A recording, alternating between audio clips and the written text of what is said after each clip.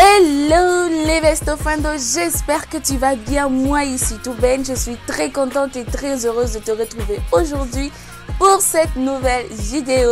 Aujourd'hui nous allons parler du review de Boruto to Vortex, qui est une suite directe des Boruto de Next Generation. On m'a tellement parlé de ça, j'ai tellement envie de faire cette vidéo sur les reviews de Boruto, mais franchement j'ai pas eu le temps et c'était galère de pouvoir trouver aujourd'hui parce que je me disais que cette vidéo elle devrait être impeccable, elle devait être parfaite, et aujourd'hui je me suis sacrifiée pour filmer cette vidéo pendant mon week-end et je suis très contente de pouvoir faire cette vidéo sur les reviews de Boruto. Franchement, to Vortex, je vais faire un petit review et afin je vais donner mon avis honnête sur le storytelling, sur les costumes, sur les dessins, sur les chara-design, sur tout ça. Et réellement, franchement, to Vortex, vous allez juste savoir, je suis très contente, je suis vraiment très contente. Si tu es nouveau sur la chaîne, nous sommes sur la chaîne de Lady Bibi où nous parlons de manga, des animés et de l'animation japonaise, de la japanimation tout court. On est des fans de manga, des fans endurcis, des fans passionnés et c'est ce qu'on est. En tout cas, bienvenue à toi sur cette chaîne. On va pas plus tergiverser et on se retrouve directement juste après les génériques bien évidemment.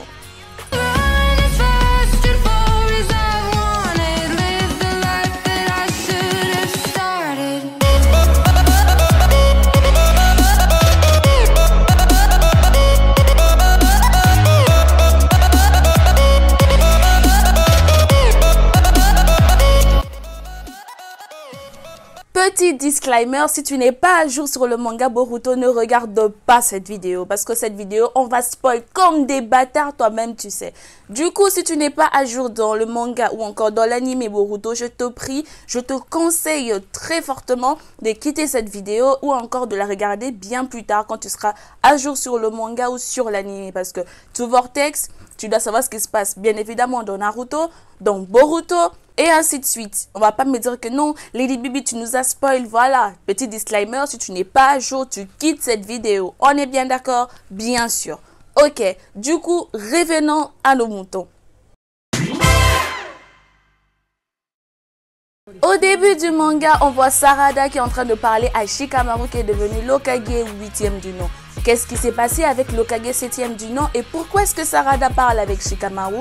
Bien évidemment, nous allons remonter dans les chapitres précédents qui est en train de parler de Boruto, qui avait rencontré Eida, et avec Eida qui est folle amoureuse de Kawaki, et il y a eu un sort d'inversement. Leurs mémoires ont été réécrites de telle manière que dans la tête de chaque population de Konoha, c'est Boruto qui est le traître et c'est Kawaki qui est le fils du 7e du nom.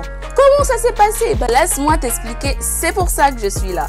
Dans les chapitres précédents, il y a eu Eida qui a réécrit la mémoire de chaque habitant de Konoha parce que c'était les désirs de Kawaki.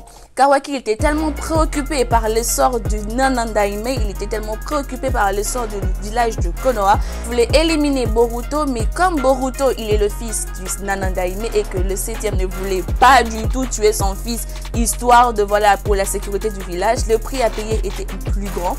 Du coup, Kawaki cherchait un moyen à ce qu'il pourrait éliminer la menace contre le village, de telle sorte que le village ne soit plus en danger. Et ça, bien évidemment, Naruto n'était pas du tout d'accord avec ça parce que Boruto, c'était son fils et il ne voulait pas mettre son fils en danger parce que son fils, c'est parmi ses priorités de protection parce qu'il est Hokage pour protéger sa famille, pour protéger son village. Et il n'arrivait pas à faire le choix entre son village et sa famille parce que son village et sa famille fait partie d'un tout, qui fait que son village et sa famille, c'est presque pareil. Tu peux pas lui demander de faire un choix, c'est impossible. Tu voulais éliminer Boruto parce qu'en l'intérieur de Boruto vit Momoshiki. Et toi, franchement, on comprend que la menace, elle est très grande, mais franchement, Kawaki, tu y vas un peu trop loin. S'il avait su écouter les adultes, parce qu'il ne peut pas résoudre ses problèmes par lui-même, il y a eu juste une sorte d'ego qui est né parce qu'il s'est dit que, ok, j'ai de pouvoir maintenant, j'ai retrouvé mon pouvoir, je peux tuer tout le monde, ils sont plus une menace. Et il s'est dit que comme je suis maintenant l'homme le plus fort du village, parce que techniquement, il est devenu l'homme le plus fort du village, pour l'instant, dans ce moment-là précisément, Après, il s'est dit que comme je suis devenu l'homme le plus fort du village, donc c'est moi, c'est ma voix qui est la bonne, c'est moi qui ai raison, et vous vous taisez et vous m'écoutez. Et en plus, ce gars, il est blanc, impoli. Non, j'ai tellement de choses à dire sur Kawaki. Si je me mets à parler de Kawaki, cette vidéo, ça ne sera plus review Boruto, mais review sur le comportement de Kawaki. Enfin bref. Après que Sarada est allée voir Shikamaru pour demander de revoir les pronostics, de revoir en fait les cas de Boruto, elle quitte le siège du Hokage et c'est à partir de là qu'elle va rencontrer leurs délégués.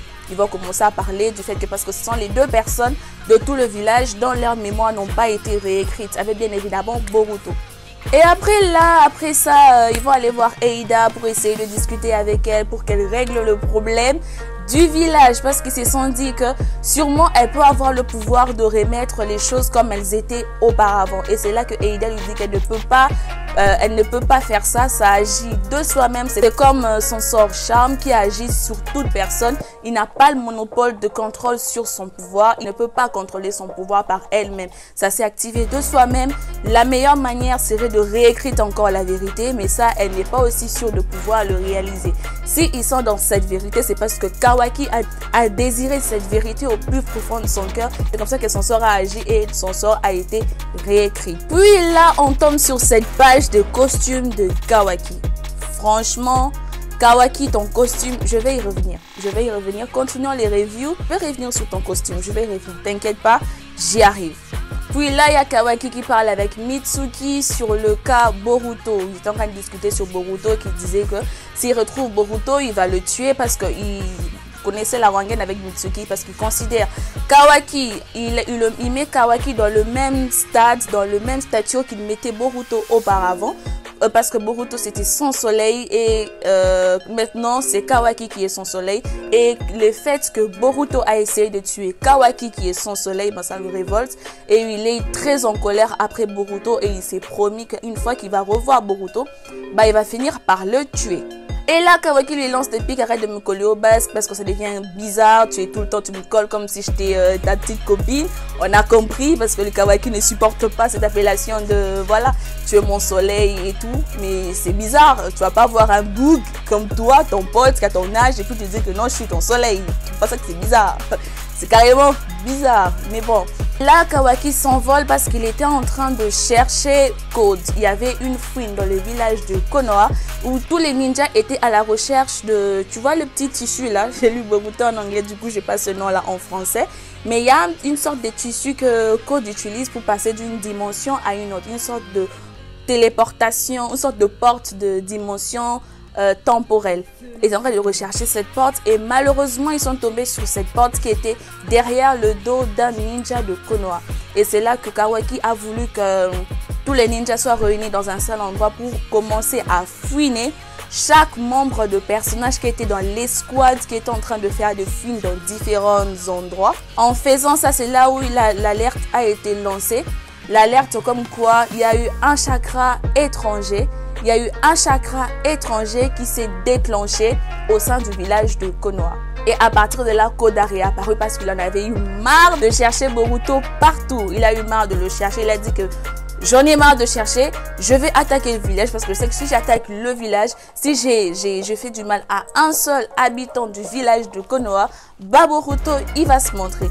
Il n'a pas eu tort parce que dès lors qu'il a fait son apparition à Konoha et qu'il a trouvé Sarada, il voulait lui faire du mal. Et c'est là que Boruto apparaît avec un flot de malades. Il est entré, il est apparu tel un Sasuke avec un flot de Sasuke. Et franchement, j'ai trop aimé cette entrée. C'est parmi l'une de mes entrées les préférées dans le manga. J'ai frissonné quand il est juste avec son pied sur le visage de Code. J'ai trop kiffé ce moment. Vous avez vraiment pas idée. Voilà, on est déjà arrivé à la fin de cette vidéo. Merci d'être resté jusqu'à la fin de cette vidéo. N'oublie pas de t'abonner, de liker et d'activer la cloche de notification pour ne pas rater les prochaines vidéos qui arriveront très bientôt. Et on se dit à la prochaine pour une nouvelle vidéo. Ce sera sûrement une partie 2 du chapitre 2 de Boruto 2 Vortex que je ferai, que ça sortira bien évidemment la semaine prochaine. On se dit à très prochainement pour une nouvelle vidéo. Sayonara les amis. Bye bye.